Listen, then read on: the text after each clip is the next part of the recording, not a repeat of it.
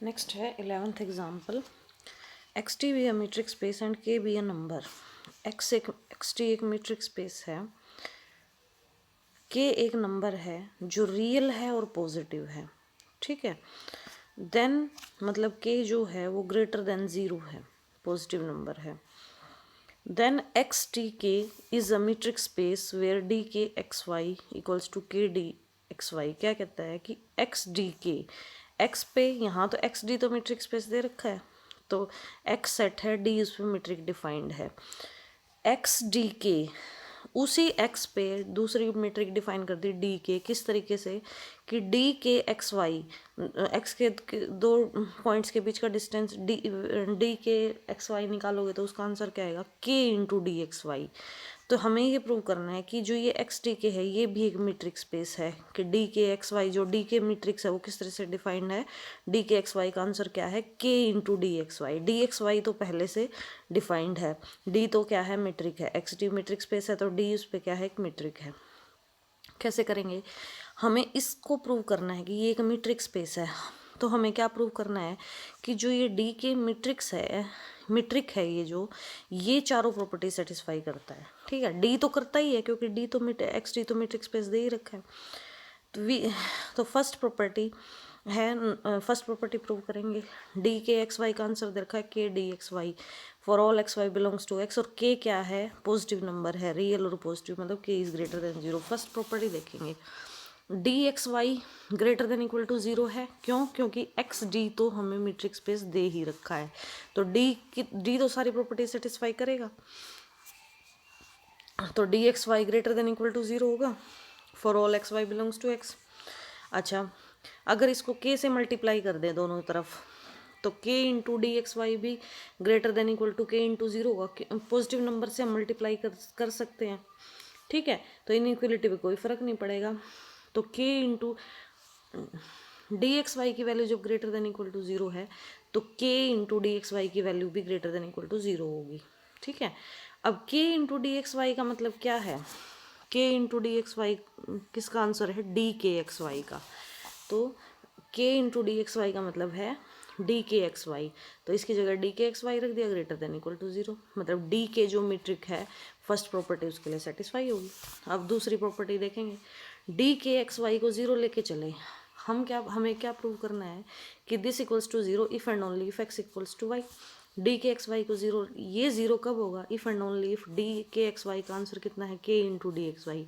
ये जीरो कब होगा, if and only if K into D x Y equals to zero. ठीक है, के अब दो दो टर्म्स हैं, के है एक डी के एक्स वाई, इन दोनों की प्रोडक्ट जीरो है। जीरो प्रोडक्ट है तो या तो ये जीरो है या ये जीरो है या दोनों जीरो हैं, लेकिन के जीरो हो नहीं सकता क्योंकि के की वैल्यू क्या दे रखी है, ग्रेटर देन जीरो। तो इसका मतलब जीरो किसका होना पड़ेगा, डी एक्स वाई को। तो K into D x Y की वैल्यू जीरो है if and only if D x Y किसके इक्वल होगा, जीरो के, इसको ही जीरो होना पड़ेगा। और डी एक्स वाई अगर जीरो के इक्वल है, डी तो एक मीट्रिक है ही, तो डी तो चारों प्रॉपर्टी सेटिस्फाई करता है। तो डी के लिए सेकंड प्रॉपर्टी क्या होगी, डी एक्स वाई की वैल्यू अगर जीरो है, D x Y equals to zero if and only if X equals to Y. लेके ये चले थे, प्रूव कर दिया डी के X Y equals to zero if and only if X equals to Y, मतलब डी के सेकंड प्रॉपर्टी को भी सेटिस्फाई करता है। थर्ड प्रॉपर्टी, डी के एक्स वाई लेके चले, डी के एक्स वाई का आंसर क्या है, K into D x y. ठीक है, और डी जो है, डी तो मीट्रिक दे ही रखी है, तो डी एक्स वाई, डी तो प्रॉपर्टी सेटिस्फाई करेगी थर्ड भी, तो डी एक्स वाई की जगह क्या लिख सकते हैं, D x Y equals to D Y X होगा, तो डी वाई एक्स। तो K into D Y X किसका आंसर है, डी के वाई एक्स का। तो डी के एक्स वाई किसके इक्वल हो गया, डी के वाई एक्स। थर्ड भी होगी डी के लिए। फोर्थ ट्राइंगुलर इक्वलिटी, 3 पॉइंट ले लिए, एक्स वाई और जेड।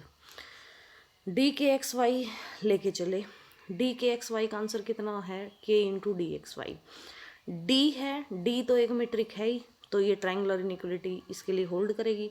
तो K into D x Y जो है, डी एक्स वाई को क्या लिख सकते हैं, D x Y is less than equal to D x Z plus D Z X. क्यों? क्योंकि डी तो एक मीट्रिक है, ट्राइंगुलर इनइक्वलिटी को सेटिस्फाई करेगी डी।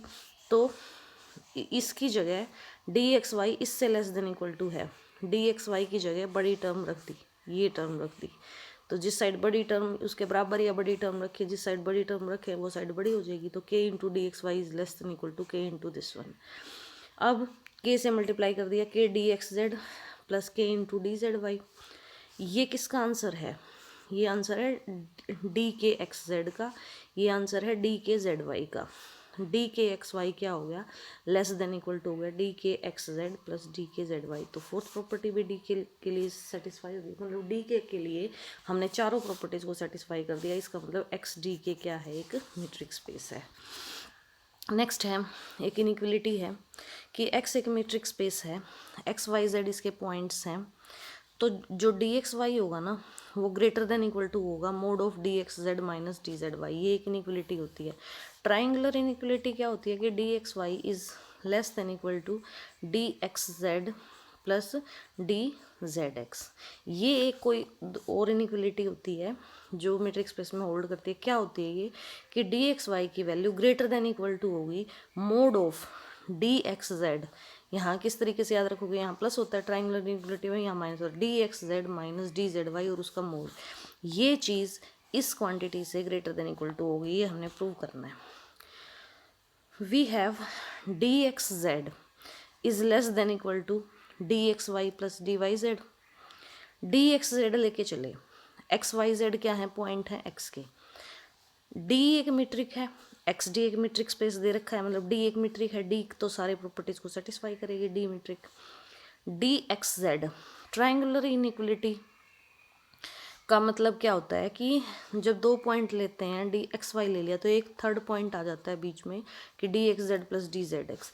यहाँ पे पॉइंट हमने एक्स जेड ले लिए तो पॉइंट वाई ले सकते हैं। डी एक्स जेड की value less than equal to होगी D x Y plus D Y Z के। ट्राइंगुलर इनइक्वलिटी लगा दी। यहाँ पे एक्स वाई पॉइंट लेते थे, जेड बीच में पॉइंट लेते थे, यहाँ पे एक्स जेड पॉइंट ले लिया, वाई पॉइंट कोई तीसरा पॉइंट ले लिया, इससे कोई फ़र्क नहीं पड़ता, नोटेशन है ये तो ठीक है। अब D x Z less than equal to होगा D x Y plus D Y Z के, क्योंकि डी एक मीट्रिक है और ट्राइंगुलर इनइक्वलिटी होल्ड करेगी। तो equals to D x y, और डी वाई जेड किसके इक्वल होता है? डी जेड वाई के, क्योंकि डी जो है डी एक मीट्रिक है, डी एक्स वाई किसके इक्वल होता है? डी वाई एक्स के। तो डी वाई जेड किसके इक्वल होगा? डी जेड वाई के। तो इसकी जगह ये रख दिया, which implies d x z. अब ये लेस देन इक्वल टू हो गया दिस वन, तो D x Z minus D Z y, minus कर दिया दोनों side d Z y, is less than equal to D x Y. इसको first equation बोल दिया, ठीक है। अब डी जेड वाई लेके चले, डी जेड वाई लेके चले, डी एक मीट्रिक है तो ट्राइंगुलर इनइक्वलिटी होल्ड करेगी। D Z Y less than equal to, अब थर्ड पॉइंट वो एक्स ले लिया, D Z Y less than equal to होगा D Z X plus D x Y की। थर्ड पॉइंट यहाँ पे एक्स ले लिया, इससे कोई फ़र्क नहीं पड़ता, यहाँ एक्स वाई था, यहाँ एक्स जेड है, कोई ये नोटेशन है, ये पॉइंट ले रखे हैं। तो d Z Y less than equal to होगा इसके, ट्राइंगुलर इनइक्वलिटी है। डी जेड एक्स को क्या लिख सकते हैं? डी एक्स जेड लिख सकते हैं प्लस डी एक्स वाई। तो क्या आ गया? डी जेड वाई दोनों तरफ x d x Z minus कर दिया, d Z y minus d x z, इधर माइनस किया तो क्या बच गया? D x y. Minus common ले लिया यहाँ से, माइनस कॉमन लिया तो D x Z minus D Z y हो गया, is less than equal to D x Y. ये सेकेंड इक्वेशन होगी। अब देखो फर्स्ट इक्वेशन में तो क्या है कि D x Z minus D Z y की वैल्यू इससे लेस देन इक्वल टू है। सेकेंड इक्वेशन में माइनस ऑफ दिस वन की value less than equal to D x y है। तो फर्स्ट और सेकेंड इक्वेशन से क्या आ जाएगा? Mod of D x Z minus D Z की वाई की value less than equal to D x Y होता है। क्या होता है हमारे पास? Mod x is less than equal to Y है, तो एक्स की वैल्यू माइनस वाई और वाई के बीच में होगी, ठीक है। तो यहाँ पे तो mod x is less than equal to Y है, तो मतलब एक्स की वैल्यू माइनस वाई और वाई के बीच में लाई करेगी। अब देखो यहाँ पे ये इक्वेशन है D x Z minus D Z Y, ये है minus of D x Z minus. अब देखो यहाँ पे क्या आया हमारे पास, अगर हम इसको इस तरीके से लिखें कि दोनों तरफ माइनस से मल्टीप्लाई कर दें तो क्या आ जाएगा? D x z d Z y, minus से मल्टीप्लाई कर दिया d x Z minus D Z y, minus से मल्टीप्लाई करते ही इनइक्वलिटी का साइन चेंज हो जाएगा, this is greater than equal to minus d x y. यही चीज़ है, ठीक है। यहाँ पे देखो डी एक्स जेड की वैल्यू अब इसको क्या लिख सकते हैं, D x Z minus D Z y की value greater than equal to है किससे, माइनस टी एक्स वाई से, ठीक है। और ये value less than equal to है डी एक्स वाई के। तो यही चीज़ आ गई ना कि ये है, इसकी वैल्यू माइनस ऑफ, ये मान लिया ये एक्स है, इसकी वैल्यू माइनस वाई और वाई के बीच में लाई करती है। तो mod of this one, mod of x लेते हैं, mod of this one is less than equal to D x y, ठीक है। तो क्या आ गया, इसको क्या लिख सकते हैं कि इसको इधर लिख लिया, तो D x Y is greater than equal to mod of D x Z minus t z y, यही चीज़ प्रूव करनी है।